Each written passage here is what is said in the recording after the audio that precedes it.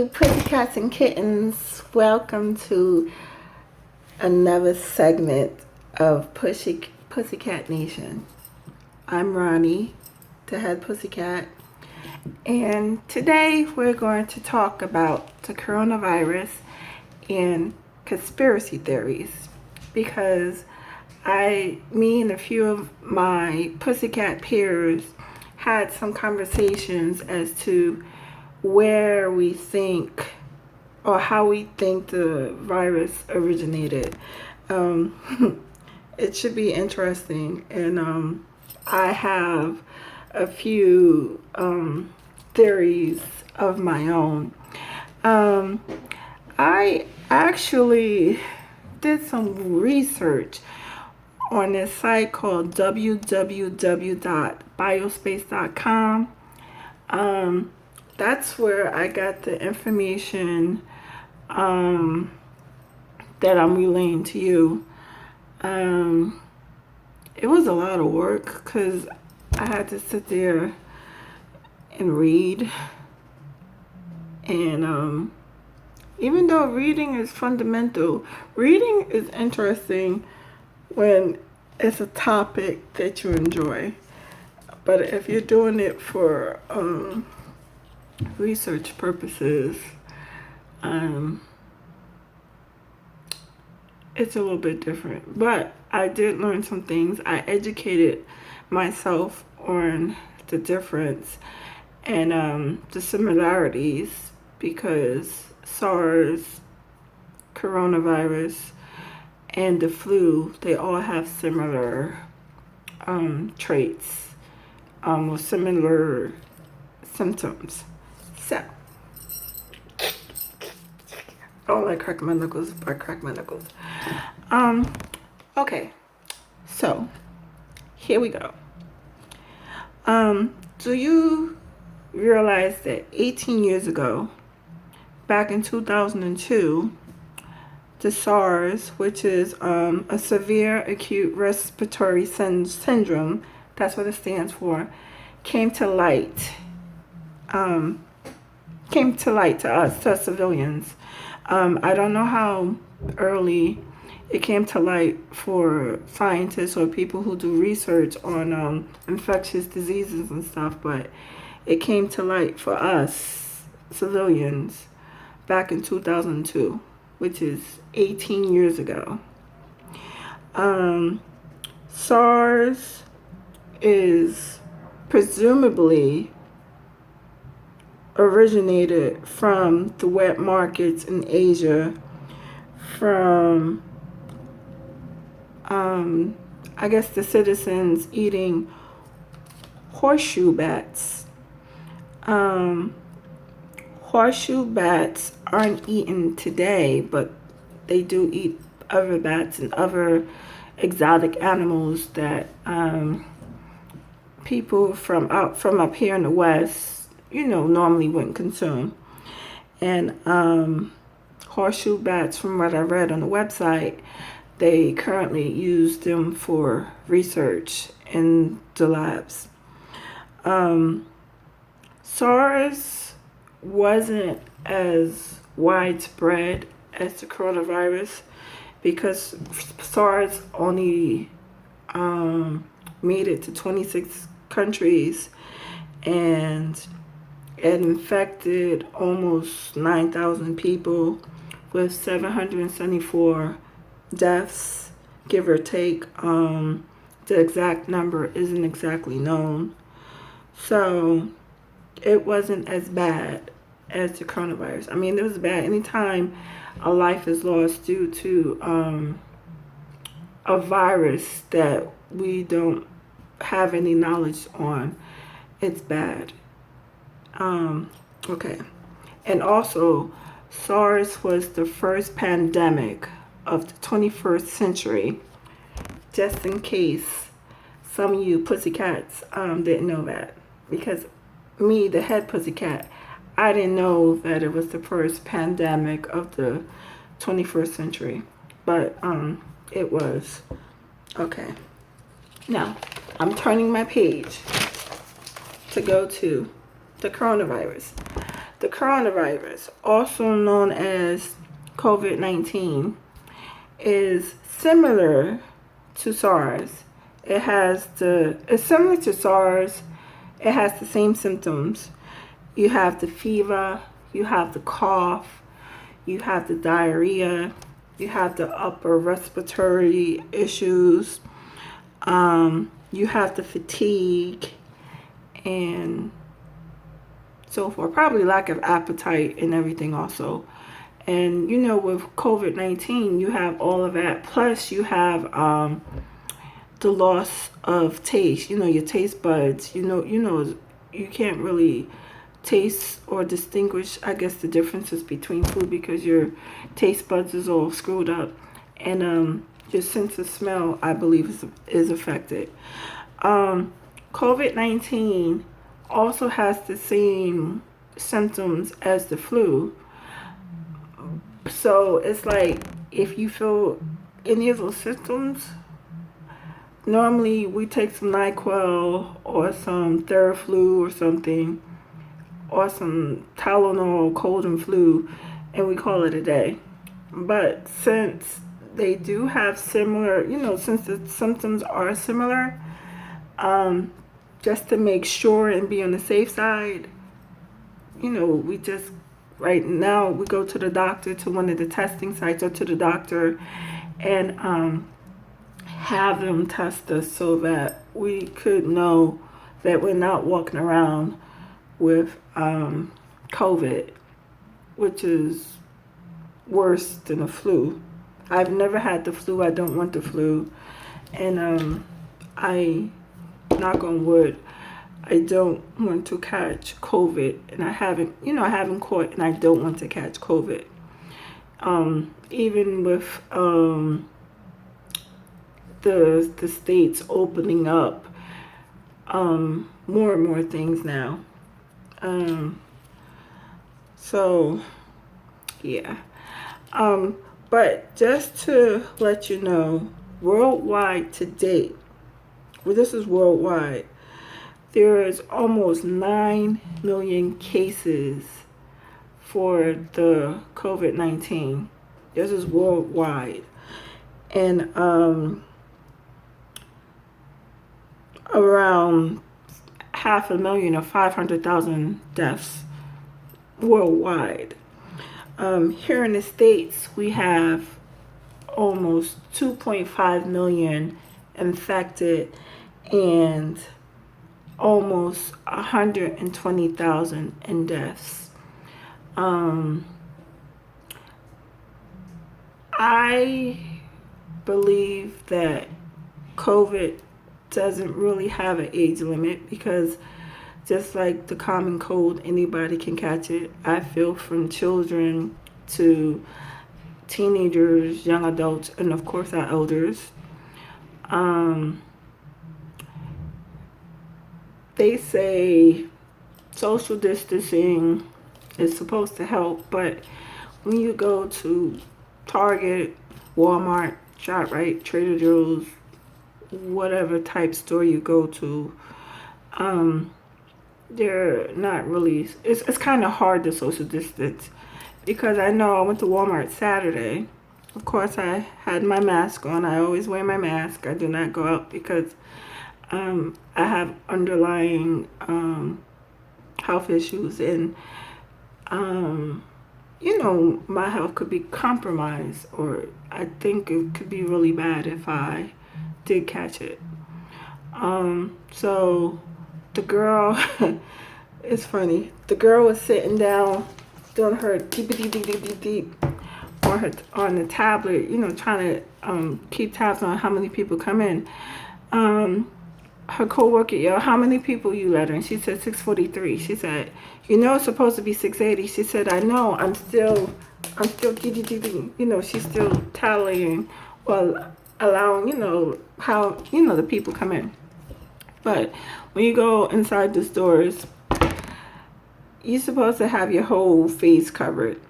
People have their noses exposed.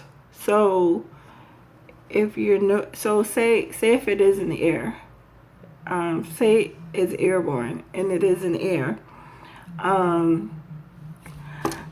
You're going to catch it because your nose, and you see how big my noggin is. My noggin is big. It's going to go up in those nostrils, and you could get sick, and you could take it home to your relatives. You could take it to your nana, your husband, your wife, your auntie, uncle. You could take it to your family members, and then you'd be like, oh my God, how did this happen? And it's because you have your mask right here instead of covering your whole nose. I mean, your whole respiratory area, the nose and the mouth. I know that wearing the mask is difficult, especially since summer is here. And we have those stifling 80, 90 degree temperatures.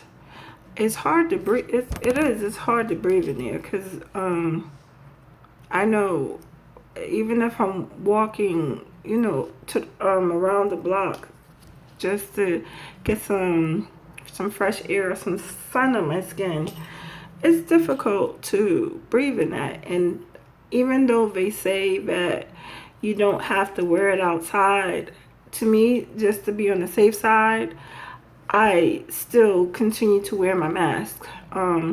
If I'm in the car, I'll take it off. If I'm in my car, it's my car. I'm not sharing the car with anybody. It's my car. So if I'm in the car, yes, I'll remove my mask. I'll have it down to here, but as soon as I get out the car, it's back fully on my face, because like I said, I can't, I really don't want to get sick or anything like that.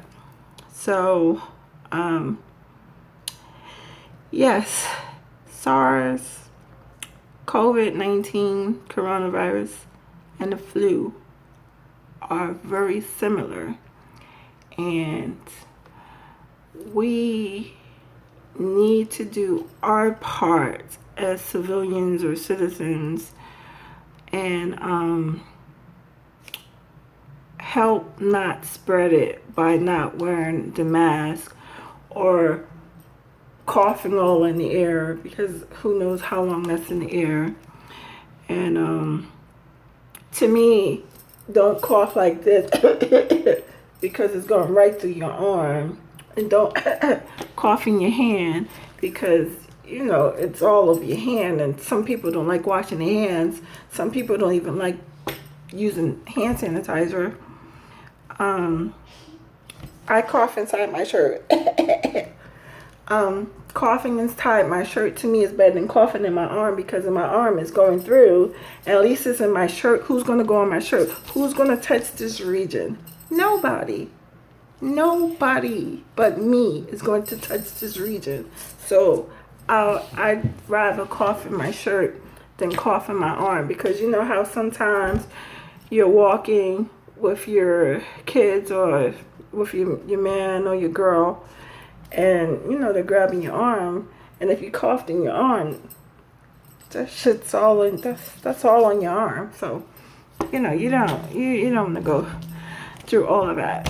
So that's the research, or that's what I know on COVID-19 and SARS. I mean, I know it's not everything. I'm not trying to school you on everything as far as the virus is concerned. I just know certain things, or common sense, certain things that we should do and that we shouldn't do.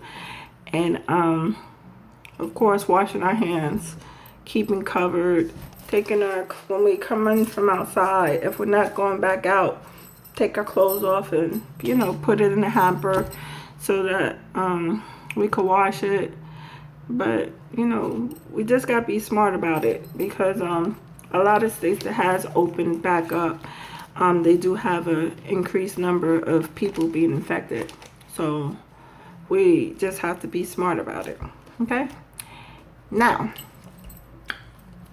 going to the conspiracy theory aspect of it. I'm sure a lot of you pussycats have seen the movie Outbreak with Dustin Hoffman and Morgan Freeman. I forget the lady's name, his wife's name. Oh, and Cuba Gooding Jr. And I forget that's the woman who played Dustin Hoffman's wife. Outbreak dealt with the Ebola virus. Like the Ebola virus, I guess, originated in the African region, and I think it's believed that I don't know, was eating bush meat or something. I'm not sure. Don't quote me. This either they was eating bush meat or an animal was infected and then it bit a human, or the biggest theory that the movie pointed out to, that it was man-made. Sometimes, yes, I do believe that some of the diseases that the CDC, the ABC, the WHO, the XYZ, the FYI, and those other health organizations, I think that they may have created, and so do some of the pussycats that I had the conversation with. Sometimes these viruses that come out of nowhere, a lot of people feel that they're man-made because they weren't here before. They just came out of the blue. Like, if you watch the first Resident Evil with the Umbrella Corporation, what are they? The Hive. They're underneath the ground, who knows how many miles deep, doing research that they should not be doing on animals and people. And by them doing that research with whatever chemicals they're conjuring up and injecting into probably unwilling specimens' body, because the dog and the cat and the monkey, they don't ask to be experimented on. And I know humans, well, I hope they don't ask to be experimented on. And then something goes wrong, and they see that it's wrong, and instead of them fixing the problem instead of them eliminating the problem, they keep the specimen, the human or the animal, in some type of cage, and they're doing more research and injecting more stuff into them and taking blood from them and putting the blood in, other people, and causes some type of, mutation or some type of change. And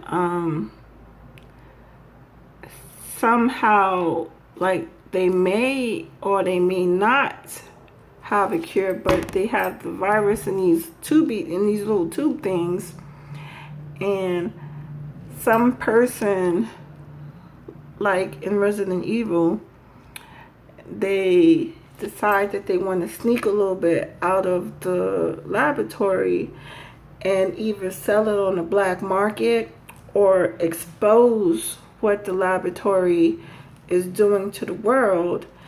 And by some stroke of bad luck, the vial breaks, or the little tubey thing breaks, the specimen breaks, and the virus goes airborne. And if you're underground like the Hive, you have all these vents and all these air conditioner things running, so of course it's going to go airborne. Like the movie scene from Outbreak. When I saw that, what would you call a male cat? Well, when I saw that pussycat sneeze, when I saw him sneeze, and I saw all them droplets, the spits and stuff shooting out his mouth, and how it traveled throughout the entire movie theater. If a baby was sleeping, and went through the baby's nose. If you're eating your popcorn, you're eating droplets of the virus, and all the other nasty bacteria. You're eating it in your popcorn. It's breathing up in your nose. It's on the straw while you're drinking. And then if other people start coughing and sneezing and what else, digging in their, scratching their butt and your under on their hair, it's gonna spread. We touch the doorknobs, which I don't know how they're gonna open the movie theaters if we're touching the doors and pushing the doors open. And we're touching the railings when we're walking. I don't know how they're gonna clean, take care of that. The movie theater is cold, so you don't know if that person has a regular cold or if it's the virus now, because you can't tell the difference. So with that, like I said, Ebola was man-made. We know that from the movie. And when Ebola came out, in 2017 or 18, I think that didn't become widespread because we know of it or the world has experienced it before, so they had a cure or they have ways of taking care of it so that it doesn't spread like it did in the movies.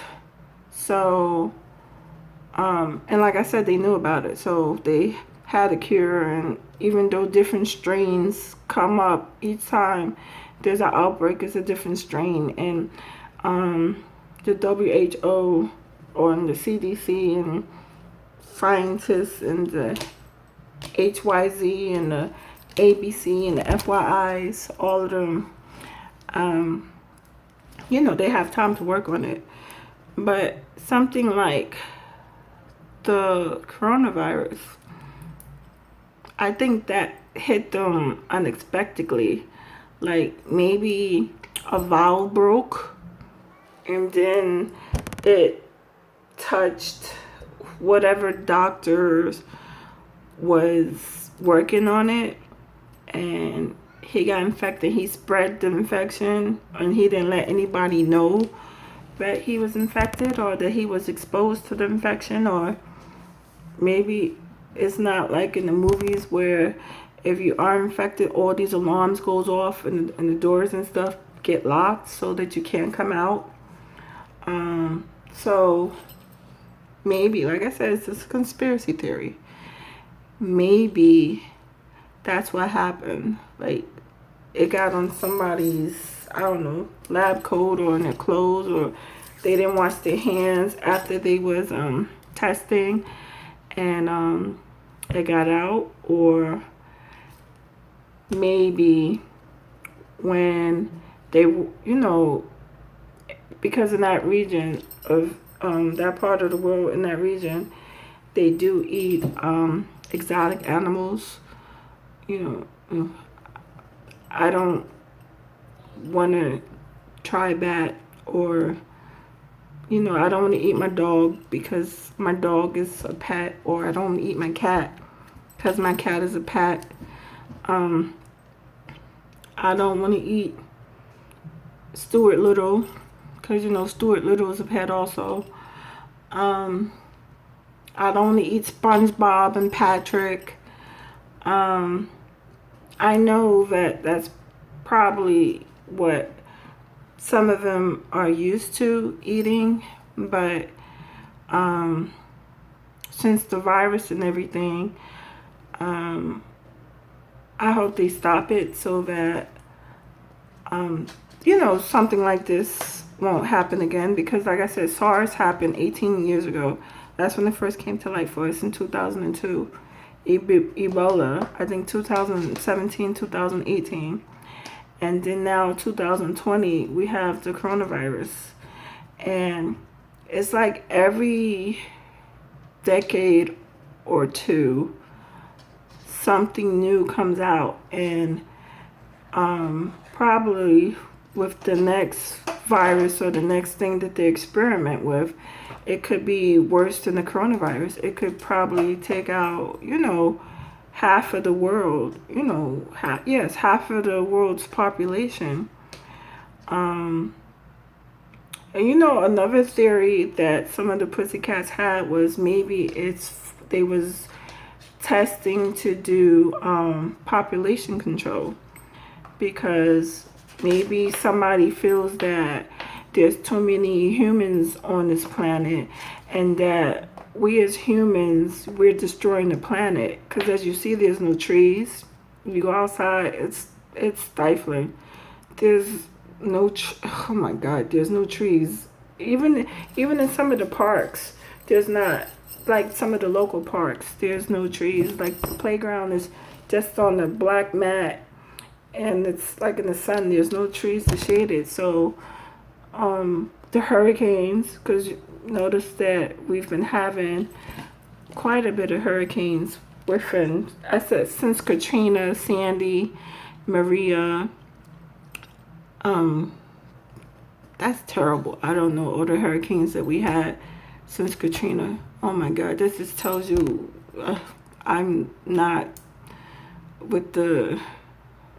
Oh my God, I feel bad about that. That I don't know all the hurricanes that we had since Katrina. I only know the few that I mentioned. So yeah, maybe some scientist or somebody is trying to do population control, because we're destroying the earth. So maybe somebody's doing that, or maybe because we're polluting the waters. I mean, all the plastic and garbage that's inside the oceans and stuff, or on that's on the beaches. So maybe somebody is trying to do population control by creating these diseases, and this one just happens to not have a cure, and there's not a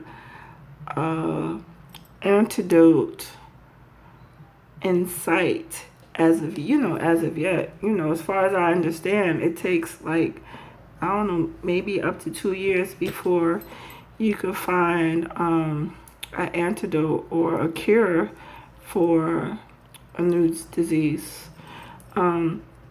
Look how long it took them to get the AIDS virus under control.